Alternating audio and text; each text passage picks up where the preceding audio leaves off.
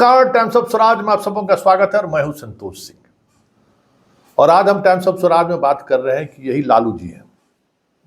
जी हाँ, कहते हैं कि हम मोदी से लड़ रहे हैं। संघ इस देश के लिए सबसे बड़ा खतरा है, लेकिन जब चुनाव लड़ाने की बात होती है तो संघ के प्रचारक सबको खोज कर लाते हैं कि आइए हमारा टिकटवा संबलवा पर चुनाव लड़िए ना, जितने के बाद जो होगा सपना करते रहिएगा।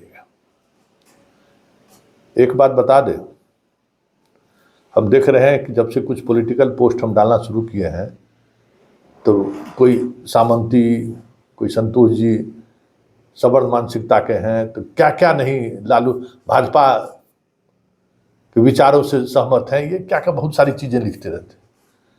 जो हमको 25 वर्ष से जानता है ना, उसको पता है कि हम वैचारिक रूप से क्या है।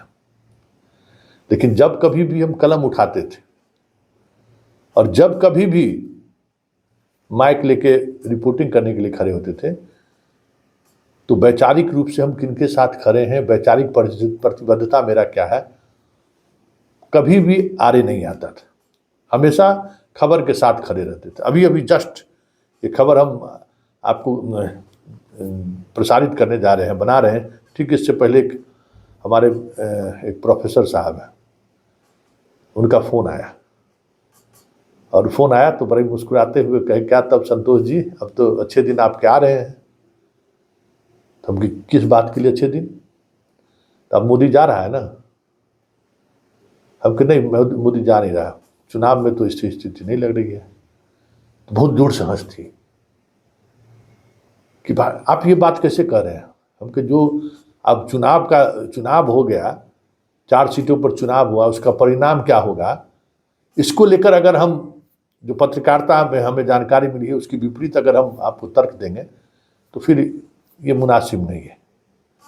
हाँ, लेकिन बात अगर मोदी के वैचारिकता पर होगी तब हम सवाल खड़े करेंगे कि उसने मीडिया को किस तरीके से पंगु बना दिया, जुडिशियरी को, तब हम वैचारिक रूप से ये बात रख सकते हैं।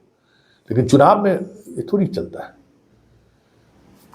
इसी तरीके से लालू यादव के सोशल जस्टिस को लेकर हम कभी कुछ खबरों के सहारे चीज़ों को हम स्पष्टता के साथ रखते हैं। इसका ये मतलब नहीं है कि लालू यादव के कुकर्मों के साथ भी हम दिखाते रहे। ये कुकर्म है लालू यादव का। ये देखिए, मुकेश सहनी को 3 गो टिकट दिए ही, पहला टिकट महासेठ है, देख लीजिए, संघ के, देख रहे हैं ना, सेठ को बीजेपी का विधान पार्षद रहा हुआ है, मुद्रा विमोचन हुआ, टिकट दे दिए, तो सवाल नहीं उठावे।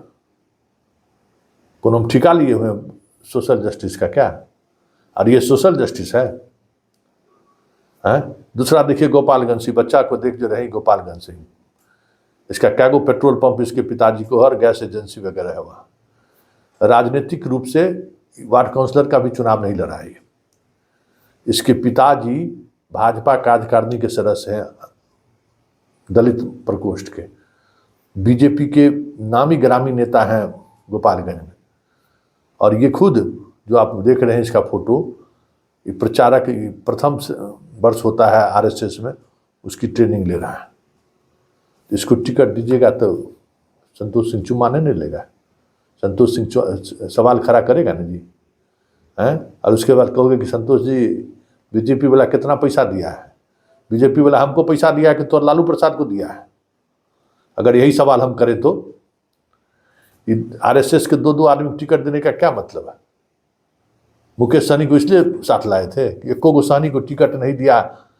एक जगह सूरी को दिया, बनिया को, दूसरे जगह दलित को दिया, वो भी बीजेपी का हार्डकोर, और तीसरे जगह रात में जो कुशवाहा को दिया है, यही तेजस्वी यादव और लालू यादव उसका टिकट काट दिए थे विधानसभा में। क्यों? तो भोला बाबा के बारे में बड़ा अनसन गाली गलौज बोल दिया था वहाँ। जरा सुन लीजिए आप भी। सबसे ज्यादा रोष बस समाजी सर। अच्छा एक बात बताएं, हम हिंदू हैं, ये मैं और हिंदू हुई मत कीजिए। हर साल बाबा के ठेल के जल चढ़ाइए, अब बाबा ठेल दिलन तब विधायक जी दोषी हो गए। बाबा वोट चालू दे दीजिए। अब केसर बाबा के यहाँ नहीं चल जाए कहीं से जय शिव करत करत, कहीं बाबा सब पनिया सोख जा, उनके गाँव में भी तब सूख जाए। अब विधायक जी अकेले पानी का करी सोख ली, हमारे काम बका भाई। सुन लिए। तीसरे इस व्यक्ति को टिकट दिया है हम। तो हेलीकॉप्टर का खर्चा मुकेश सहनी उठा रहा है, इसलिए आप विचार सोशल जस्टिस को ताक पर रख दीजिए। तो हम पत्रकार हैं, हम को मुकेश सहनी का थोड़े ठेका लिए हुए हैं। आप गलत करिएगा तो सवाल नहीं उठाएंगे, जम के उठाएंगे, चाहे वो भाजपा वाला हो, सपा वाला हो, बसपा वाला हो, कांग्रेस हो, कोई भी हो। जो तुम करोगे वो दिखाएंगे। और जब नरेंद्र मोदी के आईटी सेल से जब हम नहीं डरे, जब उस आईटी सेल से हम 2014 से दो हाथ कर रहे हैं, तो ये राजद का ये गुंडा सबसे हम डरने वाले हैं जी। और वो यादव से, हैं, यादव से मेरा बहुत पुराना यारी है, ठीक ना। तो उसे अभी कुछ दिन पहले रामकृपाल यादव का एगो था औरंगाबाद में, बेटवा का मित्र सब, बड़ा धमकी आया था हमको। तो उसको हम कहे थे कि तेरा घर पर हम पहुँच जाएंगे, अब तू देख बेटा तू मेरा क्या कर देता है। तो संजोग से रामकृपाल यादव के यहाँ भेंट हो गए। अब क्या बेटा बताओ तू क्या करेगा। इसलिए वैचारिक प्रतिबद्धता का ये मतलब नहीं है कि अंधभक्त लोग हो जाएगा। सोशल जस्टिस मेरा है, उसके प्रति हम वैचारिक रूप से एकदम हमेशा खड़े रहते हैं, दबे कुचले के साथ। चाहे कोई जाति धर्म का लोग हो, अगर हमारे पास आ जाए खबर के लिए तो हम उसके साथ खड़े रहेंगे, चाहे सामने वाला कोई भी क्यों नहीं। हम सोशल जस्टिस के साथ हमेशा खड़े रहते हैं। भारत के संविधान की रक्षा हो, हमेशा खड़े रहते हैं उसके लिए।